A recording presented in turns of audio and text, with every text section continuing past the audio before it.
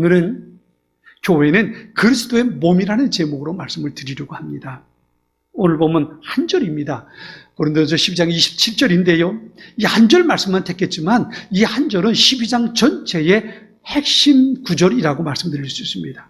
우리 같이 한번 다시 읽어볼까요? 한 절이 간단한 한 절이니까요. 한번 같이 읽어보겠습니다. 너희는 그리스도의 몸이요 지체의 각 부분이라. 아멘. 아멘. 쉬운 성경은 이렇게 번역했습니다. 여러분은 그리스도의 몸이며 한 사람 한 사람은 그 몸의 지체입니다. 그랬어요. 여기서 너희는 고린도 교회를 말하는 겁니다. 고린도 교회. 그러니까 고린도 교회는 그리스도의 몸이고 고린도 교회의 성도 한 사람 한 사람은 그 몸의 지체라는 겁니다.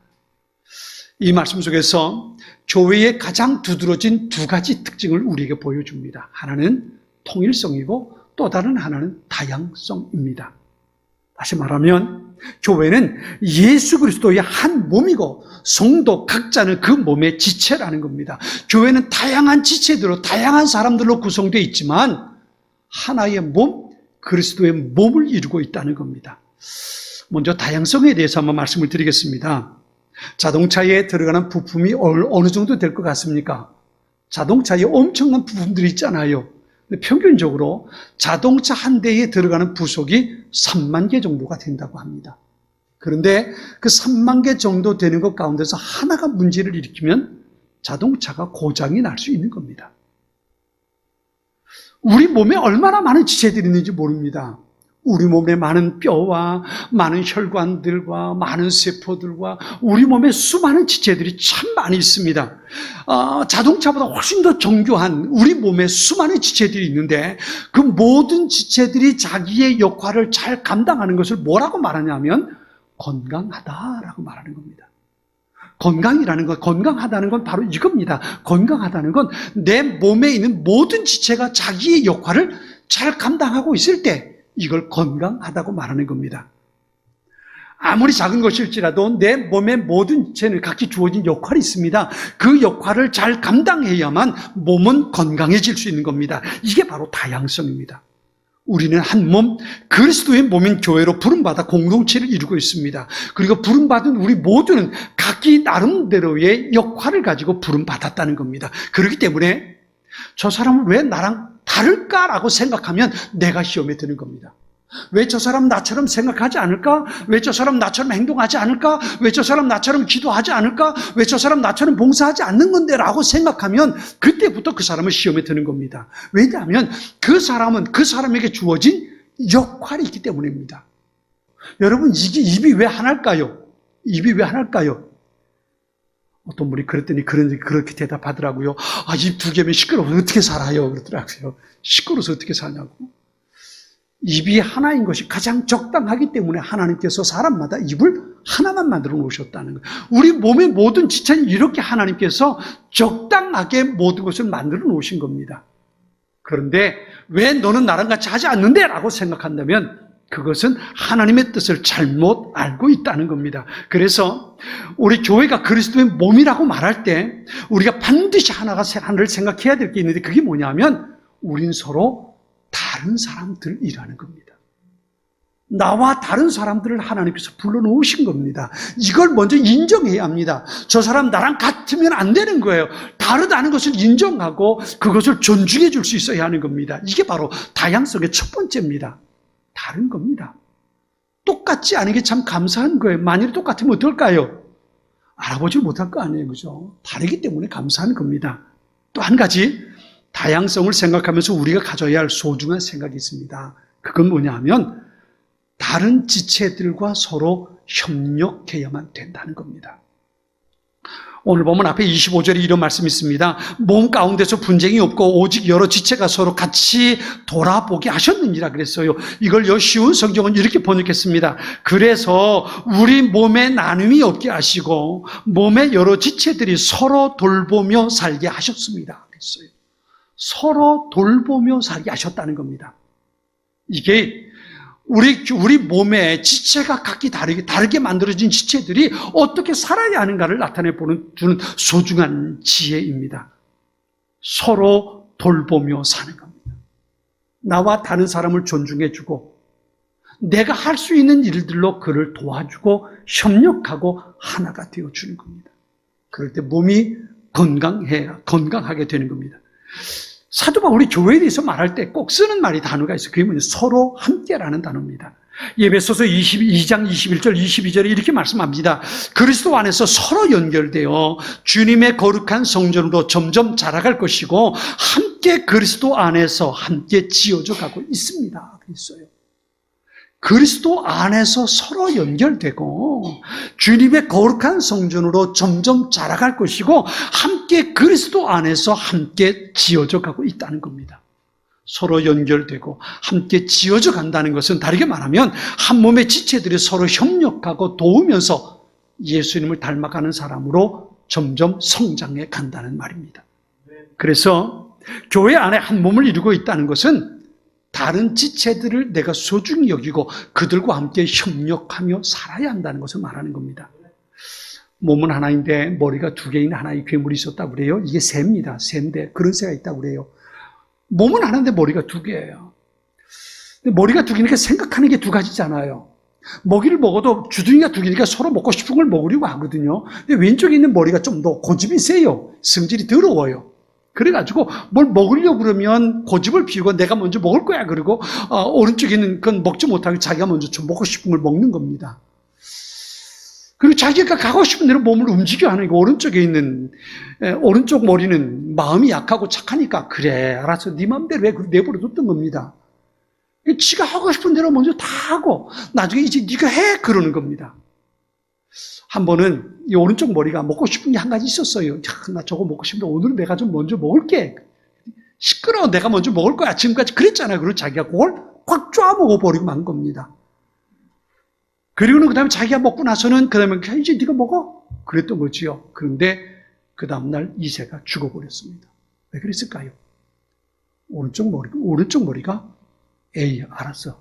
그리고 독초를 먹어버리고 오른쪽 머리만 죽었을까요? 그 새가 그 다음날 죽어버렸던 겁니다.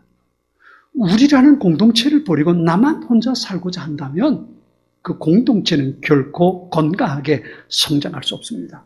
우리가 살아가는 이 세상은 어떻습니까? 참 서글픈 거예요. 다른 사람이 있어서 내가 존재하는 것이 아니라 저 사람 때문에 내가 불행하다고 생각합니다. 저 사람 때문에 내가 평안한 게 아니라 저 사람 때문에 내가 불안합니다. 저 사람 때문에 내가 누릴 것을 누리지 못한다고 생각합니다. 저 사람 때문에 내가 이 지경이 됐다고 생각하는 겁니다. 그렇죠? 당신 때문에 내가 정말 괴로워서 못 살겠습니다 라고 말하는 거예요. 이게 요즘 우리가 살아가는 세상에 많은 사람들이 가지고 살아가는 삶의 모습이라는 겁니다. 점점 세상은 이렇게 변해가고 있습니다. 다른 사람은 다른 사람일 뿐입니다. 그 사람은 나에게 전혀 도움이 되지 않는다고 생각하는 겁니다. 텔레비전 프로그램에서 방영되는 많은 예능 프로그램이 바로 그런 거예요. 행운은 내게만 있으면 돼요. 그리고 불행은 나만 아니면 되는 거예요. 수단과 방법을 가리지 않고 속이고 넘어뜨려서 다른 사람은 넘어뜨리고 나만 서면 되는 거예요. 나만 상 받으면 되는 겁니다.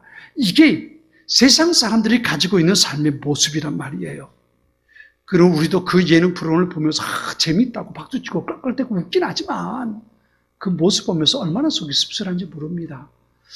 저래 가지고 세상이 과연 살만한 세상이 될 수 있을까? 그렇죠? 안타깝게도 이런 태도가 교회 안에서도 종종 보여지고 있다는 겁니다. 교회 안에서 서로 높아지기 위해서 경쟁을 합니다.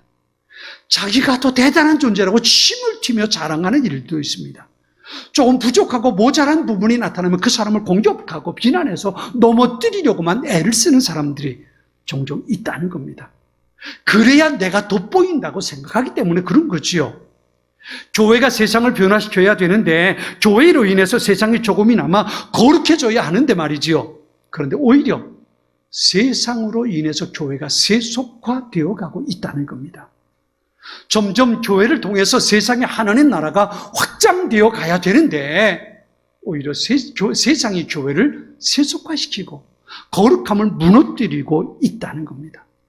전에 제가 이 이야기를 말씀드린 적이 있는데 근데 제가 책을 읽을 때 보니까 그것이 영국의 스펄전 목사님 이야기라는 것을 알게 됐어요. 어떤 청년이 찰스 스펄전 목사님에게 찾아와서 이렇게 질문을 합니다.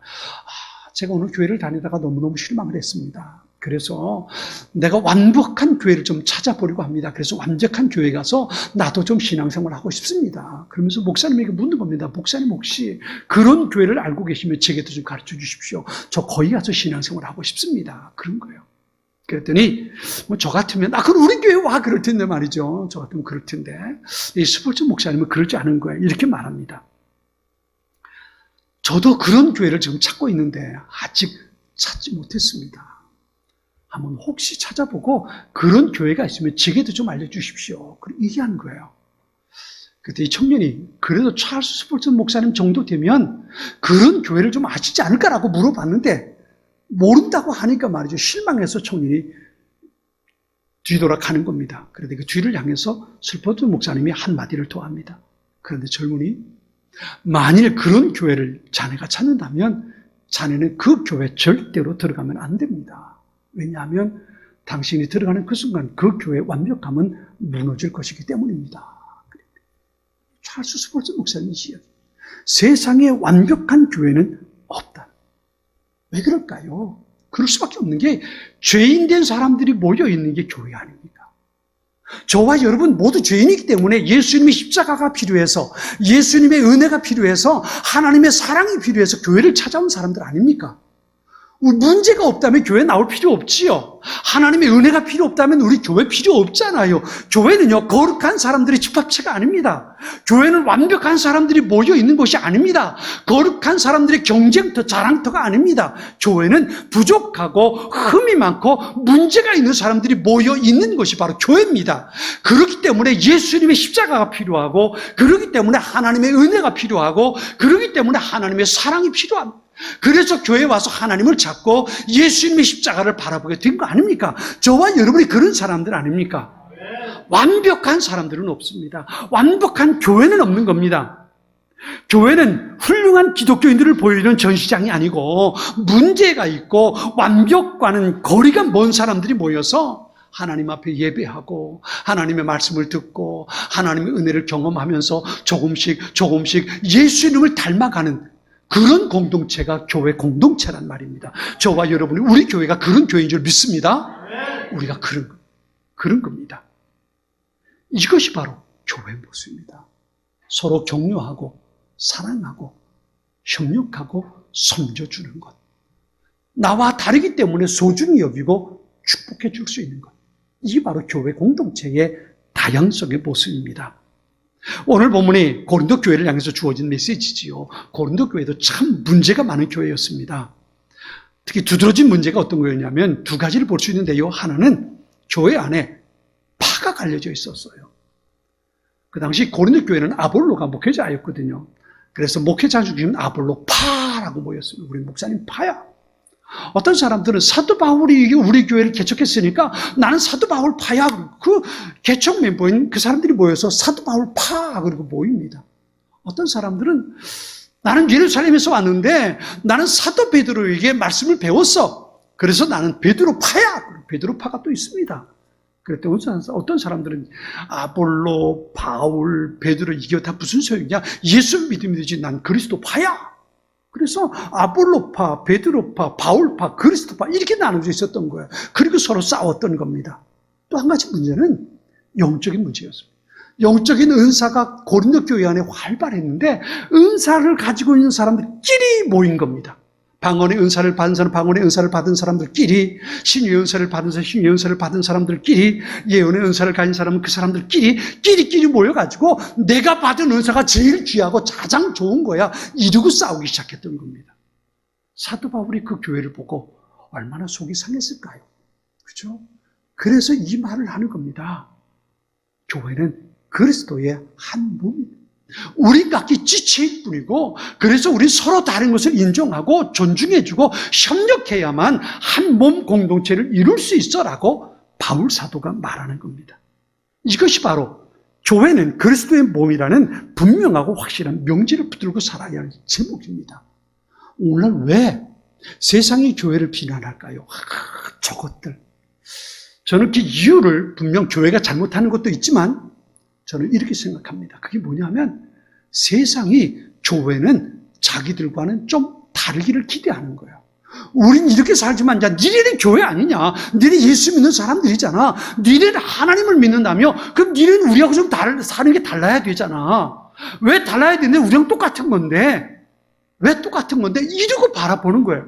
자기들과 다른 게 없단 말이죠. 그렇기 때문에 교회를 향해서 손가락질하는 겁니다. 니네 좀 다를 거라고 생각했는데 우리랑 다른 게 뭐야? 좀 다르게 살아봐. 그 교회를 향해서 책망하는 겁니다. 그래서 우리는 교회가 무엇인지를 알아야 하고 교회 안에서 하나님께서 기뻐하시는 교회 모습을 이루어가기 위해 헌신할 수 있는 겁니다. 예수님께서 마태복음 25장 40절에 이렇게 말씀하십니다. 보잘것없는 사람에게 한 일 곧 너희가 이 형제들 중 가장 보잘것없는 사람에게 한 일이 곧 나에게 한 것이라 라고 말씀하세요. 가장 보잘것없고 가장 연약한 사람, 너희 가운데 가장 연약하고 가장 보잘것없고 가장 못난 사람이 있다면 그 사람에게 하는 것이 내게 하는 것이라고 예수님이 말씀하시는 거예요. 우리는 이 말씀을 새기고 살아가야 합니다. 똑똑하고 잘난 사람이 아니라 가장 부족하고 가장 연약해서 가장 못난 사람, 그 사람을 섬길 때 그것이 바로 예수님을 섬기는 것이 된다는 거예요. 이 마음을 가지고 교회 공동체 안에서 다른 지체를 섬기며 살아갈 수 있어야 되는 겁니다. 자, 이제 또 한 가지 중요한 하나의 주제를 보겠습니다. 교회는 그리스도의 몸이라는 말씀을 생각할 때 정말 중요하게 생각해야 할 한 가지가 있습니다. 그것은 뭐냐면 교회의 머리가 그리스도이시라는 겁니다. 에베소서 1장 22절에 이렇게 말씀하십니다. 하나님께서는 만물을 그의 발 아래 두시고 그리스도를 교회의 머리로 삼으셨습니다.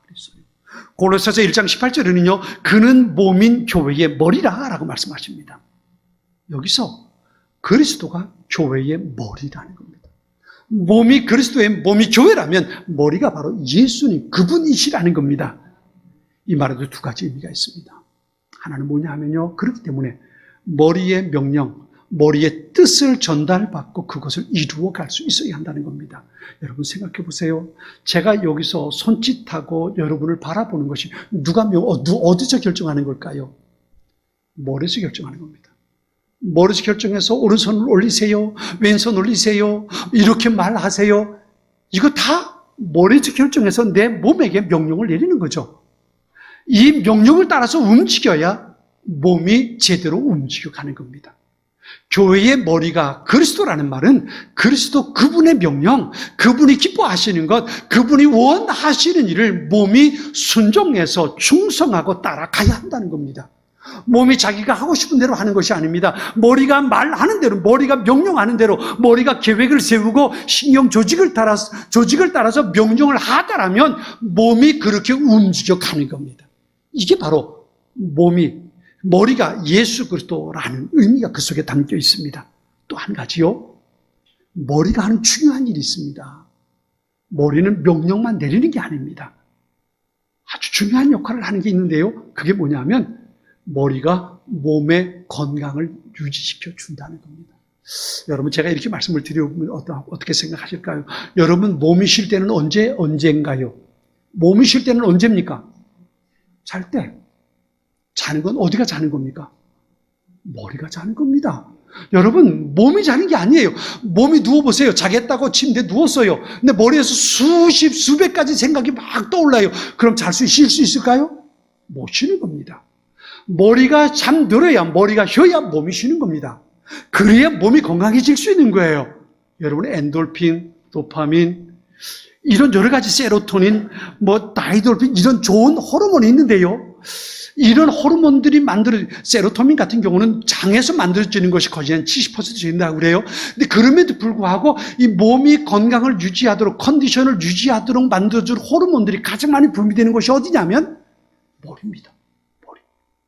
머리에서 이 좋은 호르몬들이 만들어져서 그것이 내 몸의 컨디션을 유지시켜주는 겁니다. 그러니까 머리가 하는 가장 중요한 일은요, 내 몸의 건강을 유지시켜주는 거예요. 이게 머리요.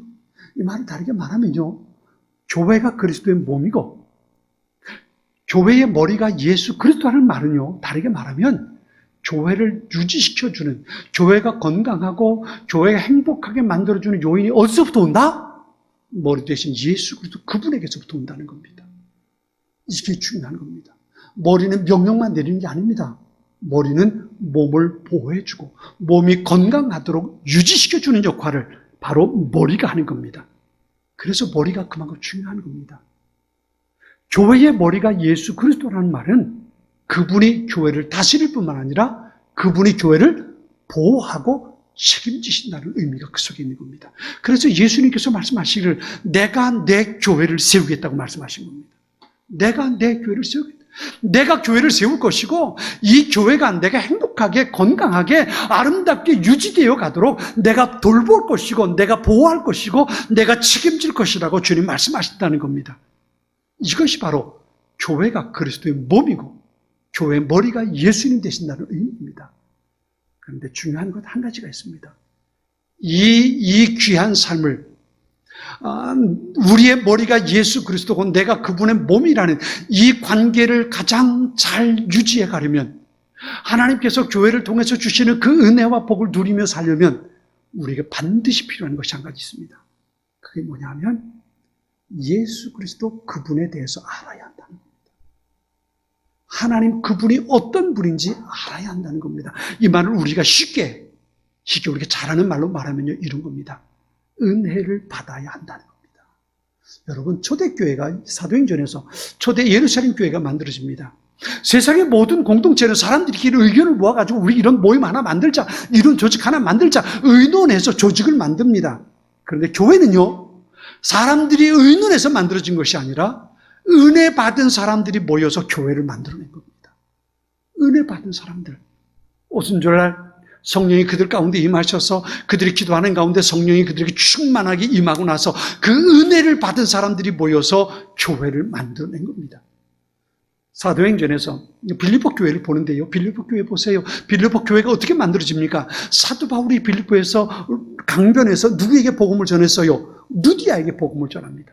그리고 그의 집에서 교회가 시작되는데 어떤 사람들로부터 시작이 되냐면 그렇게 바울을 통해 복음을 듣는 루디아, 그 다음에 귀신이 들려서 점치다가 바울을 통해서 귀신이 쫓겨나가고 건강하게 된 그 여종, 그리고 바울이 감옥에 갇혔을 때에 바울을 통해서 복음을 듣고 세례받았던 간수의 가족들, 그들을 통해서 빌립보 교회가 만들어지는 겁니다. 한마디로 말하면 은혜 받은 사람들을 통해서 교회가 만들어진다는 겁니다.